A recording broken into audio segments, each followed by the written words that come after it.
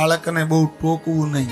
આજે ઘણાની આદત હોય છે 100 માંથી 80% લોકોની, તને કઈ બુદ્ધિ નથી, તને કઈ ખબર નથી પડતી, તને આમ નથી, તું જ્યાં અહીંયા આમ જ કરીને આવ્યું. તમારા બાળક માટે તમે નેગેટિવ પ્રહાર કરો છો, જેની ભીતર જાય છે એ કઈ ભૂલ કરે તેને કહેવાનું, બેટા તારી થોડી ભૂલ થાય, સમજણ નથી. બધી વાતમાં તો સમજી જાશો, પણ આ એક વાતમાં નથી સમજ્યો, આનું આમ હોય બેટા, તને ખબર નથી એટલા માટે તું બુદ્ધિ વગરનો છો, તને કઈ ભાન નથી, તું આમ છો, તું ફલાણું છો.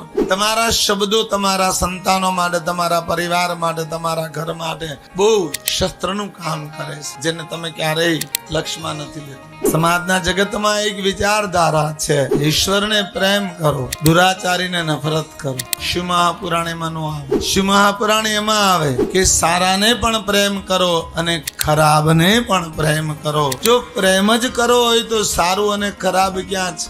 જીવનમાં આપણા એક મોટામાં મોટી બીમારી, આપણે ઘરમાં જેને દુર્ગુણ હોય ને એને વધારે નફરત કરી.